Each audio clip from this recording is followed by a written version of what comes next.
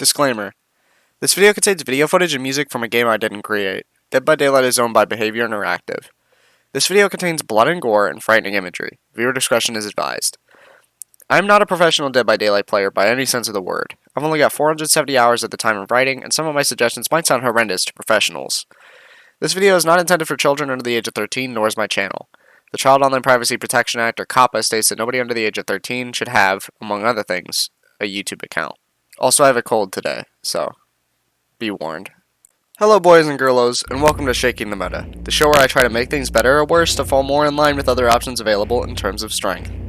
In our first episode, I'm taking a look at the newest Dead by Daylight killer, the Trickster, because he came out recently and was surprisingly very weak even after a 4-week-long PTB. Some of you may not know what Dead by Daylight is. I'll explain it briefly. Dead by Daylight, often abbreviated to DBD, is an asymmetrical horror game created by Behavior Interactive. The game follows 4 survivors and 1 killer in each match, with the survivors trying to power 5 out of 7 generators to open the exit gates and escape. Meanwhile, the killer has to stop them, and hook each one 3 times to appease the eldritch abomination known as the Entity. There are other systems such as items and perks that will most likely be irrelevant for this video. Now it's time to explain the Trickster's power. Ji Woon-hak, better known as the Trickster, is the 23rd and newest killer added to Dead by Daylight. The Trickster is a 110 movement speed killer with a terror radius of 24 meters and of an average height. His power is the showstopper.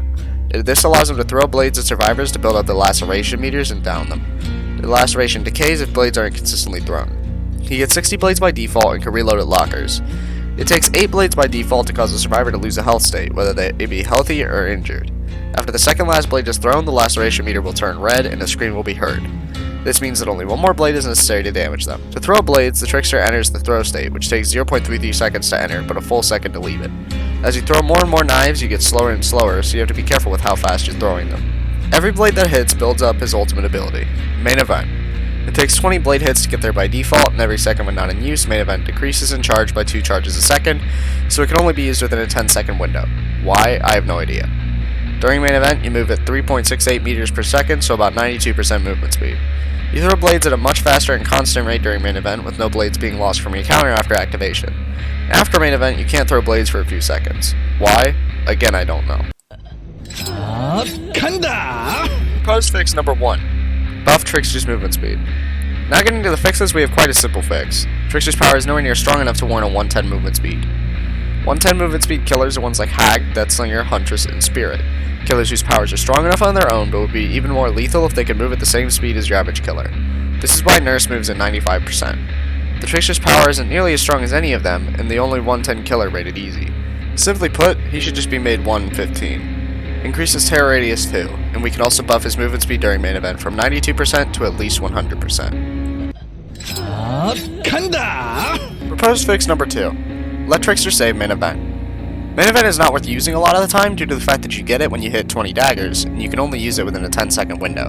By the time you get it, either A, the survivor is already weakened so there's no point to use it, or B, the survivor is looping you around an object you can't shoot over so the power is wasted. This could all be solved if Trickster could save up his Main Event. If it didn't commit self-delete, it would be a lot more useful, especially due to the fact that some maps make Main Event useless almost entirely.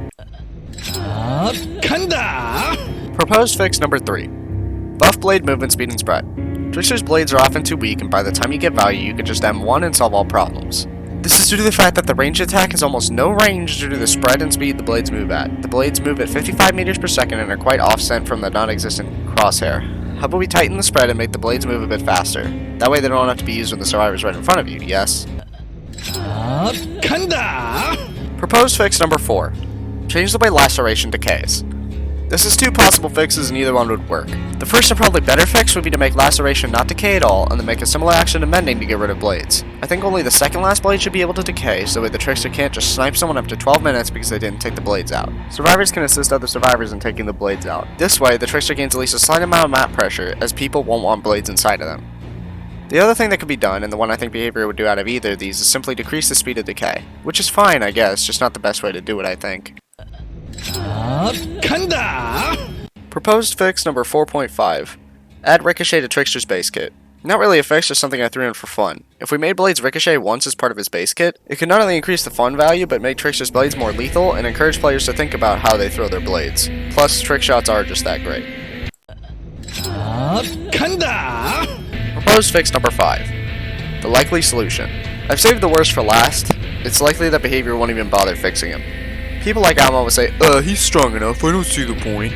When Trickster is the worst killer in the game at the moment due to a large amount of factors.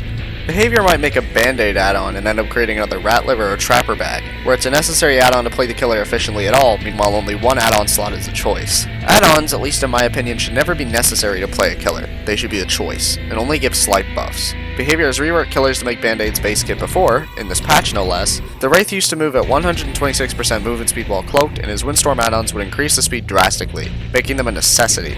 Now Wraith moves at 150% movement speed while cloaked, with Windstorm add-ons being weakened as a result. Wraith also got his uncloaking speed reduced. Behavior isn't scared to fix things, more as they're scared to buff things.